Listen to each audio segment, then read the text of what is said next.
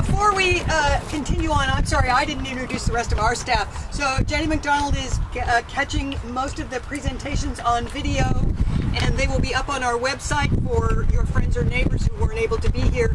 And back up against the fence, Carlos Garcia, who's our field scout in the blue shirt, and Jenna Horeen, who's our field scout for our almonds. So Carlos does both the alfalfa and the cotton for our project. So if you have questions about our project or need anything, you can always connect with them. Okay.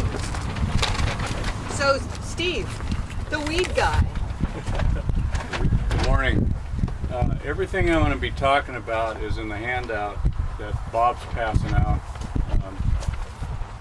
Kind of a conglomeration of some previous PowerPoints that some of you probably already heard. It's the same message, and I'm not going to deviate from that. Kind of given the same message the last few years on resistance management. And the take-home message, I'll start actually with my summary, is it's all about prevention. And so... Oh, right, Pete. Yes. We can't hear him. We can't hear him. Okay. Well, I'm not speaking for him. Oh, we have to turn him on. I could even... I want to be turned on, man. At my age. You are wired. Push the right button. Yeah, you just got to push the right button. Yeah, talking about aging, I just got this email today as a word to the wise is, do not regret growing older is the privilege denied many. So, Pete was real thoughtful about, here's a chart, and you have a similar chart here on the first page, just showing the percentage of Roundup ready crops in the United States. And you'll see that corn, cotton, and soybean are the major players. We have alfalfa just beginning to start. It's actually Roundup ready alfalfa, the major crop now in the variety in Tulare and Kings County. And we've got sugar beets coming online, and so that's going to present us with different challenges. And weed shifts and resistance is not a surprise. I remember some of our earlier work that we did, well, back in the early 90s, we kept getting complaints about growers not getting good control with prowl or treflan in controlling barnyard grass. And we found that it took a 4x rate of treflan in order to get control of barnyard grass in some of the in certain locations, and a 2x rate of prowl. And so the resistance issues have happened with a lot of different herbicides. And I remember when we were first developing Roundup resistant crops and we were first looking at them as experimentals, one of the weed specialists from the South, Robert Hayes, he made the statement that within 6 years we'll have Roundup resistant weeds, and they'll be primarily weeds that are annuals and weeds that have a lot of seed load or a lot of seeds per head, and that's exactly what we've seen. All of these, a good example would be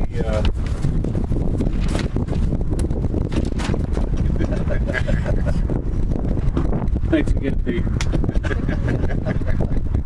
A good example would be horseweed and fleabane that we saw start over in the Kingsburg area, over on the east side of Tulare and Fresno County. And we watched it.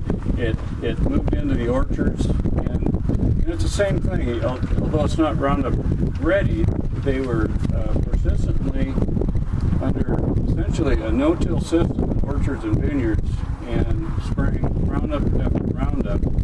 The road departments were doing the same thing. They switched from the old practice of Simazine and Carmex, and it was just Roundup and Goal on everything. And so those weeds have advanced all the way out to the west side of Fresno County. You see them everywhere. You see them everywhere in the state now. I've seen them all the way up in Northern California, Southern California. And these weeds will produce about 200 seeds per plant. Now, the game has changed. Some of the older guys remember how bad it was back in the 70s and the 80s, when we had these fields used to be solid with nutsedge and nightshade, and we had some good tools that we were able to control with that. And when Roundup came out, or Roundup Ready, coupled with using shoe-type cultivators, we were able to just about eliminate nutsedge. In fact, it's pretty hard to even find in a lot of the fields now. And so the weeds that we're beginning to see now in some of our cotton fields and almost all of our conservation tillage cornfields are lamb's quarter, the pigweeds, sprangletop beginning to mess, and in some cases barnyard grass, and then also Roundup Ready alfalfa, Roundup Ready corn inside of Roundup Ready cotton. And conversely, I've got pictures in here that show Roundup Ready corn and Roundup Ready alfalfa, and Roundup Ready alfalfa and Roundup Ready corn. And so the easy way out is no longer there.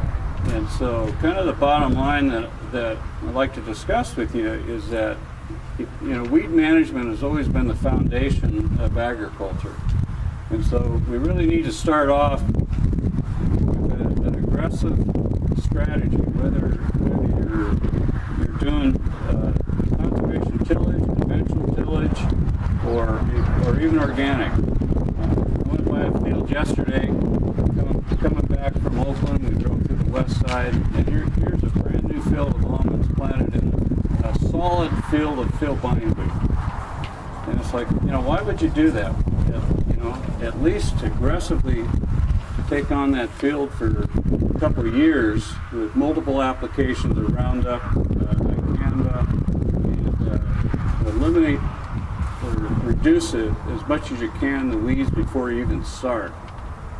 And one of the things that's happened in the South in terms with cotton and alfalfa, cotton and corn and soybeans, is that if you look at one of the charts I showed, it showed that they're 98 to 100% Roundup Ready and also no-till. And because of that system, weeds exploded, and at first it was horseweed, and it was a number of other weeds, and then now it's a Palmer amaranth, one of the pigweed species. We've had Palmer amaranth in the valley for some time, and last year it really exploded. I remember taking a drive from Merced all the way through this west side on this highway here, all the way back to Tulare. We had Palmer amaranth everywhere. Now this weed will produce 1.5 million to 2 million seeds per plant. And then it'll blow up to a quarter mile in. And so, one of the strategies is, again, going back to prevention. Driving up here on the way up, I have a hard time, as having a weed background, is seeing we're doing a great job controlling the weeds in the field, and in this case, the grower here is controlling the fields alongside the road, but that doesn't happen in most places, and it's almost like, well, that's the road department's job. I'm only going to spray up to this part, and I'm going to ignore the rest. Well, some of those weeds that are in there are blowing seed a quarter of a mile into your field, and then the next year another quarter of a mile, and then pretty soon you have your whole field infested. So long term, even thinking about you want to rotate your cotton into almonds or whatever, you're going to have a horrendous problem. You're going to start off dirty to begin with, and then you're adding seed back to the seed bank, and you're going to have, they found pigweeds in tombs down in Central America. So those weeds are going to be around for till the earth is destroyed, I guess. But I've kind of rambled, but yeah, you did. thank you. One of the charts that Pete picked up on here, and it's about the 4th or 6th one in here, is I looked on the DPR website and just showing the herbicides that were used in Kings County. The reason I picked that is that's a major county with major production of cotton. You'll see a big change. Look at all the herbicides that are registered, and glyphosate is way up there on top. And I was sad to see that like Prowl H2O and Treflan was only used on a third or a quarter of the acreage. And you know, this is a big mistake because we've been promoting all along as don't get rid of your DNAs, because the DNAs can still provide control of barnyard grass, some measure control of some pigweed, although I think that we're beginning to, I think the pigweeds are beginning to come through that. And in Tulare County last year we saw Roundup resistant jungle rice and cornfields that you can't even touch it. And we don't want to see that moving into cornfields or cotton fields. However, it will if you rotate from some of your conservation tillage cornfields where you just relied on Roundup. And Prowl and Treflan still maintain control of jungle rice.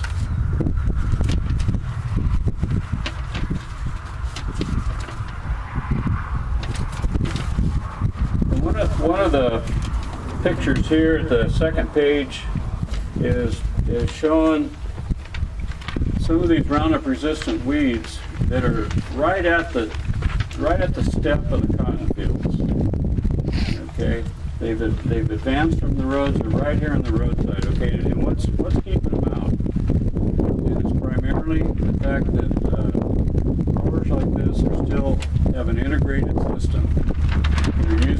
They may be using Roundup, but they're also using tillage. And tillage is a key component of still managing the weeds. And any weed out there, if you see some big weeds popping up here and there, you've got to go in and pull them out before they go to seed.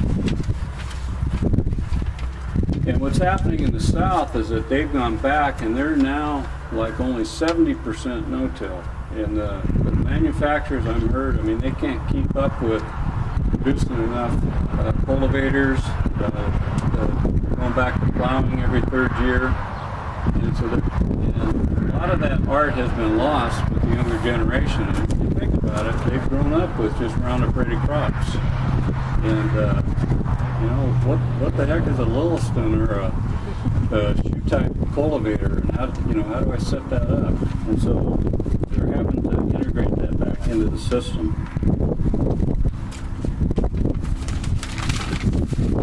And on page 3, unfortunately, this is the field down in Tulare County, right here.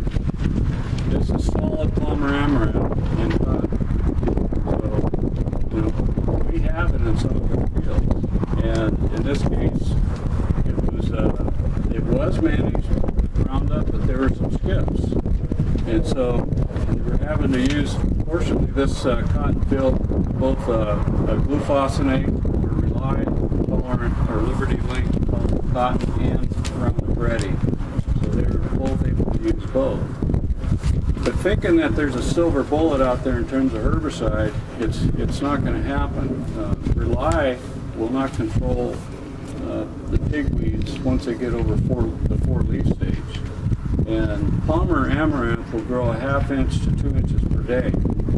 So by the time you see that weed and make a decision, I got to get out there and spray it, you're already too late.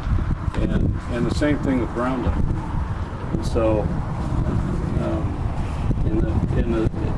the other states are going to get access to dicamba tolerant cotton and 2,4-D tolerant cotton, but California's way behind. We haven't even had a chance to look at it out here. And so it's unlikely that we're going to get it very soon.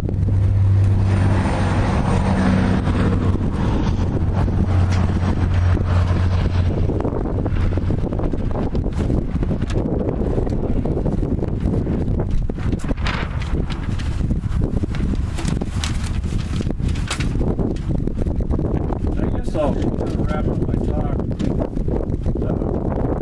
just saying again, as we begin to have access to all the different Roundup Ready crops, and keep that strategy in mind as we rotate between Roundup Ready crops. Roundup is still a great tool, but we still want to integrate our tillage, alternating with some convention crops at times. And again, prevention is a key.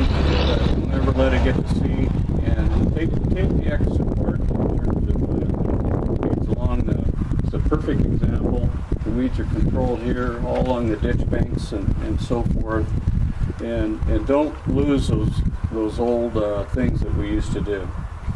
So with that, I'd be glad to entertain any questions. We used to use Wright to control mare's tail, Uh-huh. and now there is none this year.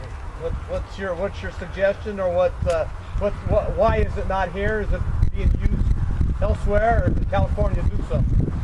California did everything right, but it's just that the South did everything wrong. There were a lot of things wrong, and there wasn't much rely being used on Liberty Link cotton in the South because they didn't have the varieties that were as good as the Roundup Ready varieties, the Fiber Max varieties. And when things got so bad with Palmer that nothing could control it, they couldn't even get the pickers through the field. It was that bad. And so the growers have switched over to Liberty Link, and Bayer has made a commitment to those growers that have planted Liberty Link varieties that they will provide you with Rely. And the same thing is true here in California. We have Rely tolerant corn, Rely tolerant cotton, and if you do that, they will provide you with material. But there won't be enough material available for growers in tree crops and vines and other areas until 2014, when they're building another plant online. And so Bayer is in there at the right time with the right product, and other companies are going to jump in too. In corn, Matrix works well. It's another tool that's widely used in tree and vines. So it's something to think about as a rotation that will take care of those.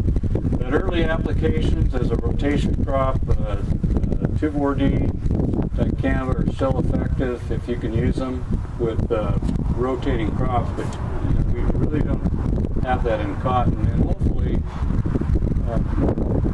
mare's tail we can control by just keeping it out of the field in the first place. The other thing with mare's tail in flea bean, we try to look at what is the weakness of the plant.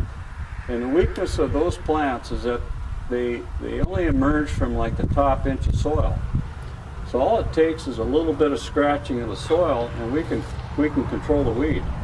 And some of the ditch banks are beginning to do that, where all they're doing is just pulling a chain, a bar, anything, just to move the soil around a little bit, and they're beginning to manage that much more effectively than they were before.